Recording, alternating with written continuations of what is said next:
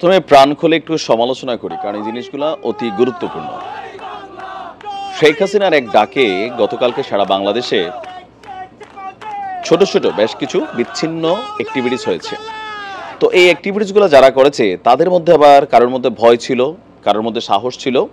তো যারা বেশি সাহসী তারা হেলমেট পরে নাই বা মুখে মাস্ক লাগায় নাই বা মাফলার বাঁধে নাই। তারা প্রকাশ্যে আপনার স্ক্রিনের এক অংশে যে দৃশ্য দেখছেন, এটা নেত্রকোনাতে সম্ভবত ছাত্রলীগের মিছিলের একটা অংশ। বেশি মানুষ না, 12-14-15 জন। ইভেন খুবই কড়া ভাষায় তারা সেখানে স্লোগান দিচ্ছিল যে বীরের বেশে শেখ হাসিনা দেশে ফিরবেন। এখন হঠাৎ করে কেন তারা রাজপথে নামলো? গতকাল কি বাংলাদেশ আওয়ামী লীগের অফিসিয়াল ফেসবুক পেজ থেকে একটা আহ্বান জানানো হয়েছে, খুবই আবেগ ঘনিত একটা চিঠি। তো সেই চিঠিটা নিয়েই আমি আসলে একটু সমালোচনাই করি, কারণ আমি আমার এলাকায় যেটা দেখছি, আওয়ামী লীগ যখন ক্ষমতায় ছিল, যারা প্রকৃতপক্ষে আওয়ামী লীগের ভালো মানুষ বা ভালো কর্মী, 100-তে ধরেন 5 জন মানুষ জায়গা পাইছে বিভিন্ন কমিটিতে, 95 জন জায়গা পায় নাই। তো কমিটি তো 100 জনের 95 জন, তাহলে কারা? ওই যে হাইব্রিড, তেলবাজ, লুটেরা। এরা এখন কোথায়? একজন মানুষ এলাকায় নাই, বিদেশে টাকা পয়সা কামাইছে, বিদেশ থেকে বৈশা বৈশা তারা বলতেছে তোমরা মাঠে নামো। কাদেরকে মাঠে নামাচ্ছে? এই যে নেত্রকোনাতে যেমন দেখছেন, তো যারা একটু দুর্বল প্রকৃতির তারা আবার হেলমেটও দিছে। কেউ কেউ বলছে যে হেলমেট জাতীয় একটা পরিচয়পত্র ছাত্রলীগের, সেই কারণে তারা এটা মাথায় দিছে, মানে নানান বক্তব্য আছে। এখন এই যে নেতাকর্মীরা মাঠে নামছে, দল ক্ষমতায় থাকলে তারা কি আসলে কোনো সুবিধা পায় না। এই যে শামীম ওসমানের মতন যারা আছেন, ওবায়দুল কাদেরের মতন যারা আছেন, অথবা এলাকাতে যারা এমপি প্রার্থী ছিলেন বা এমপি ছিলেন, উপজেলা চেয়ারম্যান ছিলেন, গর্ত থেকে হুড়হুড় করে বের হয়ে আসবে, আর আমরা অভুক্ত ক্ষুধার্ত জাতি 500-1000। এখন বিএনপি দেখেন না, সেম কাহিনী। এগুলা কিন্তু পরিবর্তন এত সহজে হবে না। তো রাজপথে নেমে যাবে, উপর থেকে আইসা পটাশ করে বৈশা যাবে, দেশে বিদেশ থেকে সবাই প্লেনে করে হ্যাঁ ফার্স্ট ক্লাস টিকিট কাটা এলাকায় আসবে, প্রাড়ু গাড়ি চড়বে, তারপর পোলাপানি স্লোগান দেবে, কই গেলি রে গুন্ডারা, আইসেরে তোর বাবারা। তো এই যে তৃণমূল, এই তৃণমূলকে আসলে কতটুকু মূল্যায়ন করা হয়েছে আওয়ামী লীগের গত 15 বছরের শাসন আমলে? সমালোচনা যদি দলের কেউ করছে, তার বিরুদ্ধে মামলা হয়ে গেছে। আমি তো সেই ব্যক্তি, তাই না? নিজেই তো খাইছি একটা। কেন? আওয়ামী লীগের বিভিন্ন সমালোচনাগুলো করছি। তো যেই সমালোচনাগুলো করতাম, সেইগুলা কি ভুল করতাম না সঠিক করতাম? আজকে নিশ্চয়ই যারা রাজনীতিটা করছেন বুঝতে পারতেছেন যে দলের মধ্যে ভালো লোকগুলো জায়গা পাচ্ছে না।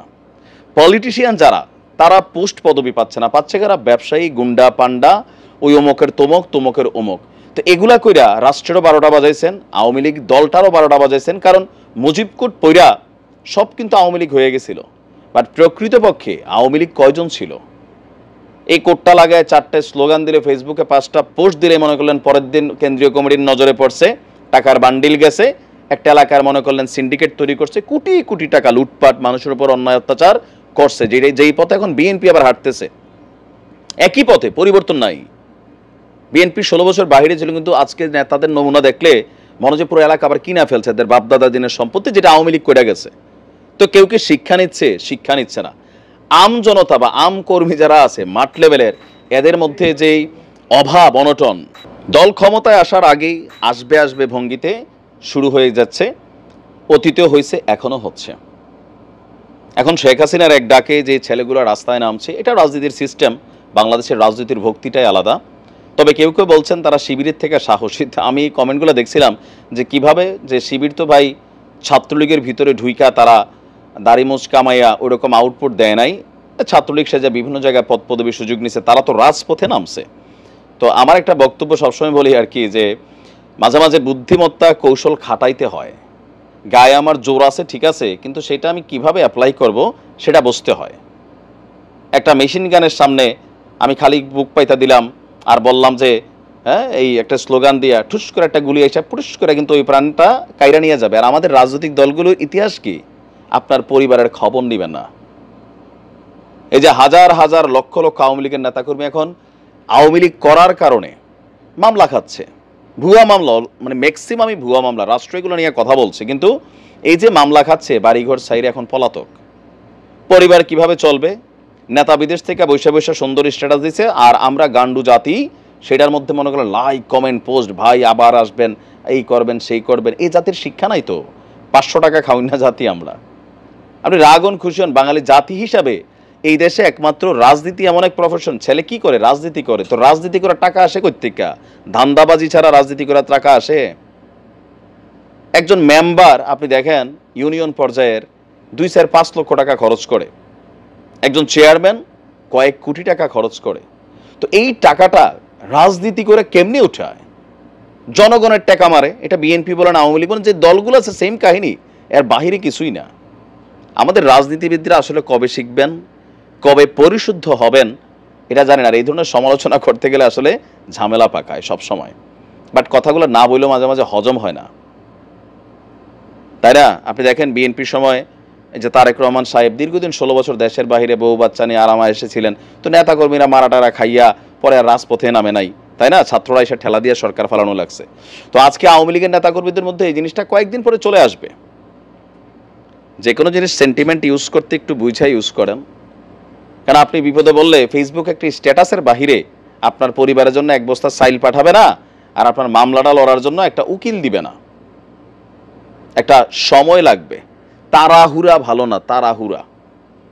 এই যে সাদ্দাম ওদিন এক লাইভে আসছে দেখলাম, আয়সা পটর পটর শুরু করছে, তো তে তো ভালোই আছে, 2-4-20-50 কোটি টাকা পকেটে নিয়া ধরেন ইউরোপ আমেরিকার কোনো এক দেশে অথবা ভারতের খুব দুর্গম একটা কি বলা হয় যে দুর্গে বৈশা বৈশা এরকম কথা বলতেছে। কত আওয়ামী লীগের পোলাভাইন যে ধরেন খাড়ির নিচে, পুকুর পাড়ে, বাঁশঝাড়ের নিচে পুলিশের গাড়ি দেখলে দৌড় দিয়া হাফ প্যান্ট খুলে যেতেছে। ছাত্রলীগ করতো, কিন্তু আসলে ছাত্রই না, লীগ করতো, এরকম ছাত্র দলেও আছে। তাড়াহুড়ার জিনিস ভালো না। অনেক বড় ঘটনা কিন্তু ঘটছে 16 বছর। তো সেই ঘটনাগুলোর জন্য মিনিমাম লেভেলে একটু ধৈর্য সহ্য নিয়ে অপেক্ষা করেন। হুটহাট করে রাজপথে নেমে যাবেন, কালকে দিয়ে পুলিশ লয়ে যাবো গা, পরশুদিন ফেসবুকে একটা স্ট্যাটাস আসবে, এতটুকুই শেষ। এর বাহিরে কিচ্ছু হবে না আনটিল যতদিন আবার দল ক্ষমতায় না আসে। সাধারণ মানুষ এগুলার একটু বলতে শুরু করছে, তো আপনারা আবার এগুলার কিন্তু জাগাই দিতেছেন। এই ধরনের স্লোগান 12-14 বিএনপিও করতো রাজপথে মিছিল। রিজভী সাহেব বুড়া মানুষ, 8-10 জন নিয়ে তিনি মিছিল করতেন, আর সাংবাদিকরা ঘেরা ধরতেন, এটা নিয়ে আওয়ামী লীগ হাহারি এক দিতেন। এখন আপনাদেরও যে দেখেন হেলমেট মাথায় লাগাইয়া, তারপর মুখে গামছা বাইন্দা, দরকার কি? তো কেউ কেউ বলবেন যে না ভাই এই রাজনীতিতে এইভাবেই চলে, করেন, দেখেন যেটা ভালো মনে করেন। এখান থেকে শিক্ষা নিতে হবে যে নেতারা দল যখন ক্ষমতায় থাকে এইসব কর্মীদের পাত্তা থাকে না। আমি আমার এলাকায় দেখছি বর্ষিয়ান আওয়ামী লীগের নেতা মাইর খাইছে, উইরা এসে জুইরা বসা কোন জায়গার সরকারি কর্মচারী কর্মকর্তারা এই এলাকায় রাজনীতি করছে, এমপি মন্ত্রীরা ওনার পাশা চাটছে। এগুলো তো আমার এলাকার ঘটনা। রাজনীতিবিদদের সম্মান ছিল, এখন তৃণমূলের ডাক পড়ছে। ক্ষমতায় যখন থাকেন তৃণমূলের খবর থাকে, একটু রাইখেন, ভবিষ্যতের জন্য কাজে লাগে। এখন এই ধরনের দেখা যারা আওয়ামী লীগ করে তারাও হাহারিয়ে দিচ্ছে। একটু শুধরান, মানুষরা একটু শান্তিতে থাকতে দেন, কয়েকটা দিন যাক, মাস যাক, সবকিছুর একটা মেয়াদকাল আছে, একটু হিসাব নিকাশ করে আর কি। নয়তো আবারও ধরেন এখনো তো ঘরে ঘরে ঢুকা ঢুকা খোঁজাখুঁজি চলতেছে না, এটা শুরু হয়ে যাবে।